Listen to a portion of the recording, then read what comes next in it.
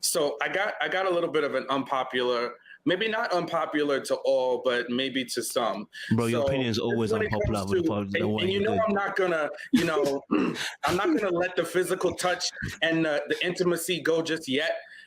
Because this is marriage and it's a safe space for that to happen. So I'm going to push the needle a little bit, right? So I came up with this thought process, right? So when you think about going on a first date with somebody that is technically a stranger, because this stranger word has come out often, right?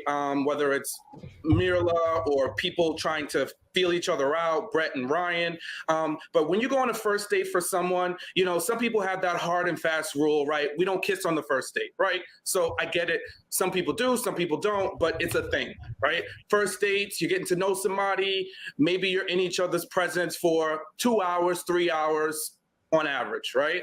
Then you might go to your second date. You might say, I'm not ready to kiss yet, but we'll exchange a hug. Another couple of hours. Typically by the third date in, you can give somebody a kiss, right? So we're talking about a collective of in-person time of, let's just say 10 hours, right? These folks have now at this point been married for, let's say, give or take 72 hours, 128 hours, right? So if you really make that time into what quality time and quantify that you are spending together with somebody, think about that.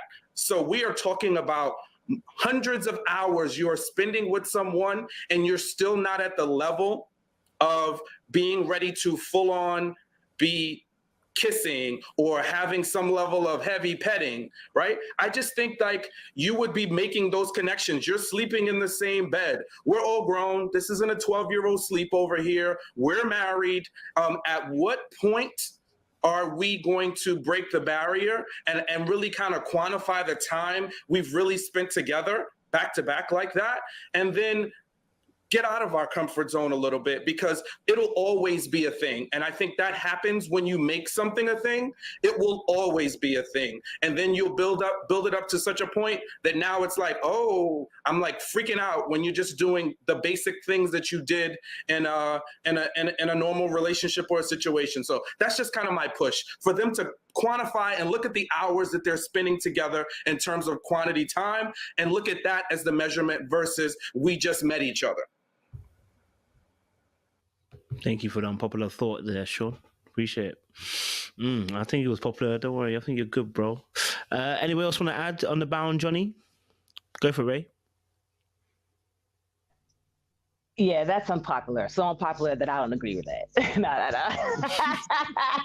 Let me tell you why I don't agree with Sean. Because come on, how could you use the scenario of people in everyday life to this show? It's unfair. It's not a fair metaphor, right? You can't. I mean, you can, of course, you can do whatever you want. I mean, we're all human beings. We all have rights. But it's like, people in an everyday life dating scene is that. Married at first sight is this. And yes, I can understand someone saying you're still a stranger to me, because who in their everyday experiences this, where you're just thrust into a situation, you don't know this person, you have to be close to them, you do have to spend all those hours. So it's not the same thing. So we can't really apply the same energy to both. And this is what I'll also say. We have a lot to say about Michaela. Oh my gosh, she had sex 2 weeks before she got married. Oh my gosh, she gave it up so quickly. Which is it? Which is it?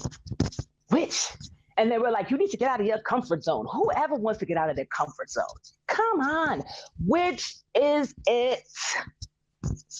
That's all I got to say. That's all I got to say. Would the opposing team like to wrestle that point that she just made in there, trying to throw in that quick one about Michaela in there? Would you like to oppose a point there? Sean, you don't want to oppose that point now? So I was so caught up in the fact that Ray was agreeing with me. I just kind of let her slide. And I took a note from her book, right? Speak less. So I'm just going to speak less. If Ray, you want to win that, you can win it.